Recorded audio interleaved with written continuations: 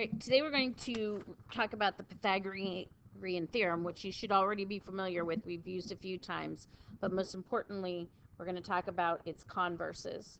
So we're going to review the Pythagorean theorem, and we're going to talk about converse and any of its corollaries. So just as a warm-up, go ahead and solve these problems, pause it, and then check your answers. Okay, if you have questions about these, make sure you see me in class tomorrow. Another warm-up. Televisions are sold by the length of the diagonal across the screen. If a new 48-inch television screen is 42 inches wide, how tall is the screen? So we're just going to put this in the Pythagorean theorem, and we're going to solve it. So that you should get about 23.24 inches. Guess we should write inches there. Okay, again, if you're having problems with that, make sure you see me in class.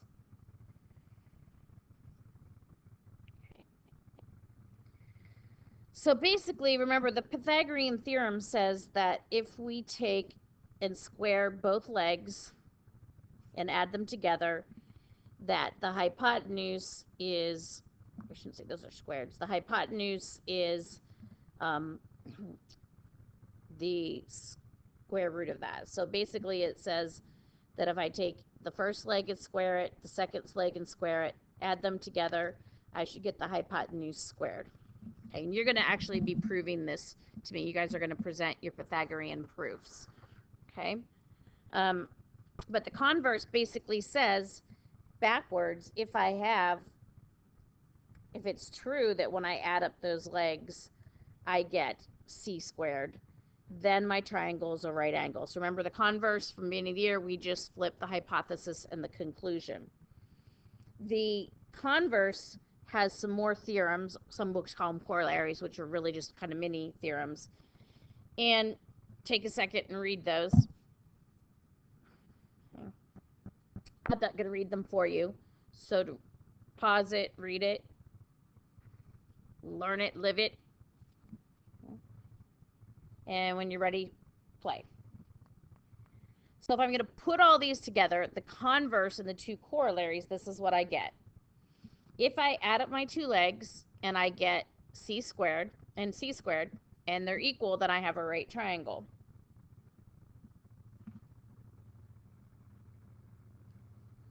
Okay. If I find that c squared, the hypotenuse squared, is greater than the sum of the two legs, then my triangle's obtuse. And then if it is less than, my hypotenuse squared is less than the sum of the two squared, then I get an acute triangle. All right, real simple. So here's two examples. I want to classify the sides of the triangle, or whether it is acute, obtuse, or right, and I'm going to use the Pythagorean theorem to do that. So what I want to do is the longest side is always the hypotenuse. So I'm going to square 10 root 2. I'm going to square, it's a little question mark up there, my tens. So that's easy. That's 100 plus 100, and that gives me 200. Remember, when I square a radical, I'm going to square the outside, which is 100. And then when I square a square root, it just gives me what's underneath. So the square root of 2 times the square root of 2 is 2. So that's going to give me 200. Since these are equal, these three legs, or three sides of a triangle, make a right triangle. Okay, you also want to check to make sure, looking at example 2, that the triangle does exist. So we know that 17 plus 19 is 36, and that's greater than 26. So we're good. That is a triangle. But I want to now check to see what kind of triangle I have. So I'm going to have 20 squared, 26 squared, 17 squared, plus 19 squared. So 26 squared is 676. 17 squared is 289, and 19 squared is 361. So if I add my 289 and my 361, I'm going to get 650. So since my hypotenuse, the sum of it, is greater than the sum of the squares of the two legs, then I have an obtuse triangle. So this is obtuse. Now there are these things called Pythagorean triples, and it is basically a non-zero whole number. Ooh, I spelled whole wrong. That's bad. A, B, and C that satisfy that equation. So example 3, 4, and 5, 3 squared plus 4 squared equals 5 squared. So we know 9 plus 16 equals 25, and you know that's true. Okay, 5 squared is 25 plus 12 squared, which is 144. And we want it to equal 13 squared, which is 169. And if I add those together, it's the truth. Now, the really cool thing about these Pythagorean theorems is these are patterns that are found all over nature. Okay, so 3, 4, 5, if you take, they're harmonious. If you take scales with any of these, it's harmonious. I worked a summer camp where the kids actually cut, it was a math summer camp. I know I'm a geek. But we cut copper tubing and made wind chimes out of them, and the three things were all in the ratios of Pythagorean triples. So they could be lengths 3 centimeters, 4 centimeters, 5 centimeters. Okay. Also, all multiples of these, and these are some of the basics, are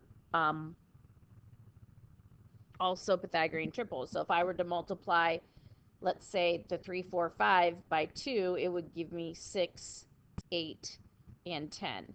And that is also Pythagorean triple. 3 squared is 36, plus 8 squared is 64, equals 100.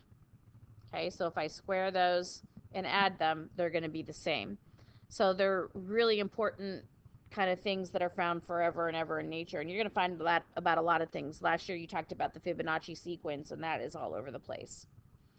So I want to find a whole number so that the three numbers form a Pythagorean triple. Okay, so we can do it one of two ways. We can start by subtracting them. So we could assume that this is the hypotenuse.